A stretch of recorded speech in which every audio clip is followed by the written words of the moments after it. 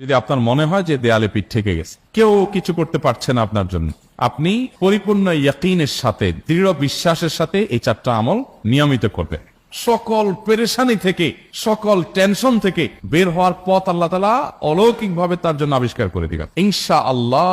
গুলি মিস হতে পারে, আপনার দোয়া মিস হবে না। চারটা আমলের এক নম্বর হলো ইস্তিগফারের আমল। ইস্তিগফার, আপনি ফেসে গেছেন কোন জায়গা, কোনো উপায় পাচ্ছেন না, আপনি ইস্তিগফার করতে থাকেন। আস্তাগফিরুল্লাহ ওয়া আতুবু ইলাইহি, আস্তাগফিরুল্লাহ ওয়া আতুবু ইলাইহি, আস্তাগফিরুল্লাহ ওয়া আতুবু ইলাইহি, আস্তাগফিরুল্লাহ, আস্তাগফিরুল্লাহ, আস্তাগফিরুল্লাহাল্লাযী লা ইলাহা ইল্লা হুয়াল হাইয়ুল কাইয়্যুম ওয়া আতুবু ইলাইহি ওয়া লা হাওলা ওয়া লা কুওয়াতা ইল্লা বিল্লাহ। اللهم انت ربي لا اله الا انت خلقتني وانا عبدك وانا على عهدك ووعدك ما استطعت اعوذ بك من شر ما صنعت ابوء لك بنعمتك علي وابوء لك بذنبي فاغفر لي فانه لا يغفر الذنوب الا انت سيدুল ইস্তিগফার। এভাবে যে কোনো ইস্তিগফার করতে থাকেন, আপনি বেশি বেশি করে আল্লাহর কাছে ইস্তিগফার, ক্ষমা প্রার্থনা করতে থাকেন, খুব বেশি। আপনার দুই ঠোঁটে অনবরত আপনি চাইতে থাকেন আল্লাহর কাছে ক্ষমা। এই নাম্বার 2, দুরূদ।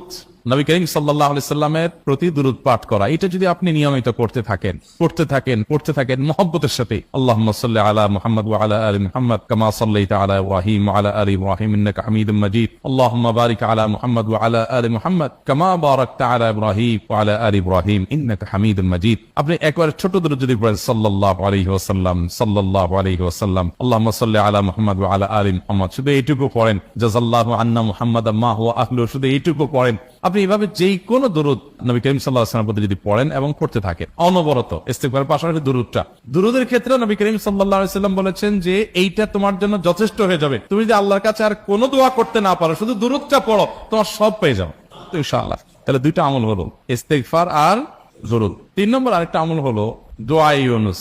দোয়া ইউনুস, লা ইলাহা ইল্লা আনত সুবহানাক ইন্নী কুনতু মিনাজ জালিমিন। বেশি বেশি পড়তে থাকবেন, যখন বিপদে পড়বেন ইস্তিগফার আর দুরূদ পড়বেন সবচেয়ে বেশি, আর মাঝে মধ্যে দোয়া ইউনুস, লা ইলাহা ইল্লা আনত সুবহানাকা ইন্নী কুনতু মিনাজ জালিমিন। আল্লাহ সুবহানাহু ওয়া তাআলা কোরআনে কারীমে এই দোয়ার পরে বলেছেন ওয়া কাযালিকা নুনজিল মুমিনিন। এই দোয়া পাঠ করার মাধ্যমে ইউনুস আলাইহিস সালামকে পৃথিবীর ইতিহাসের সবচেয়ে অলৌকিক ঘটনা, সকল সায়েন্স, সকল আপনার বিজ্ঞানের তত্ত্ব সবগুলোকে ভুল প্রমাণ করে দিয়ে ওই জায়গাটার জন্য আল্লাহ তাআলা ইউনুসকে মাছের পেটে ঢোকার পর সেখান থেকে আবার জীবিত রেখে বের করেছে। অক্সিজেন অভাবে সেখানে এমনি মারা যাওয়ার কথা, আরো নানা কারণে মারা যাওয়ার কথা, তাই না? কিন্তু আল্লাহ তাআলা তাকে রক্ষা করেছেন, কারণ উনি এই বিপদে পড়ার পর থেকে এইটা পড়তেছিলেন, লা ইলাহা ইল্লা আনতা সুবহানাকা ইন্নী কুনতু মিনাজ জালিমিন।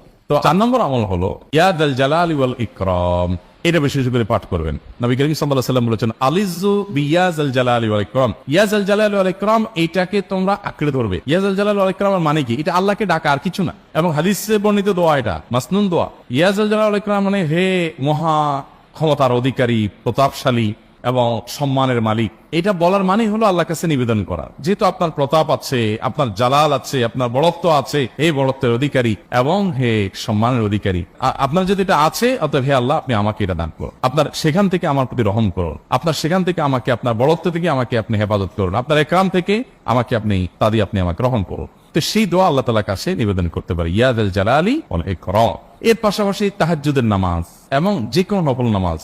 কারণ নবী সাল্লাল্লাহু আলাইহি ওয়াসাল্লাম ইজা হাযাবাহু আমরুন সাল্লা, নবীজি সাল্লাল্লাহু আলাইহি ওয়াসাল্লামের কোন পেরেশানি শুরু হলে আগে ওযু করে 2 রাকাত নামাজ পড়তেন, ওযু করে 2 রাকাত নামাজ পড়তেন। আমাদের যখন পেটে ব্যথা শুরু হয়, আগে কার কথা মনে পড়ে? ডাক্তারের কথা মনে পড়ে। যখন গায়ে জ্বর আসে, সবার আগে মনে পড়ে কিসের কথা? নাপা, ঠিক না? জ্বর আসছে গায়ে, সবার আগে আমরা কি চিন্তা করি? নাপা।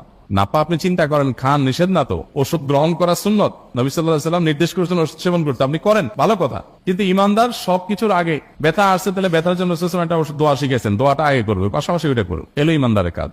আমরা আজকাল ইমান থেকে অনেক দূরে সরে গেছি। আল্লাহ আমাদের সেই ইয়াকিন দান করুন। তাহাজ্জুদের সময় দোয়া, অনেক বেশি দোয়া কবুল হয়। তাহলে 4টা আমল ইনশাআল্লাহ আপনাকে এই ভয়াবহ বিপদ থেকে উদ্ধার করার জন্য সাহায্য করবে ইনশাআল্লাহ। সে ইয়াকিন নিয়ে করবেন। সেই সাথে as-সাদাকাতু তারদুল বালা, দান সাদাকা করা, অন্যান্য যে আমলগুলো আছে টুকটাক সেগুলোর সাথে সাথে চালানো। বাকি এই 4টাকে বেসিক্যালি একটু জোরালো ভাবে করতে থাকুন।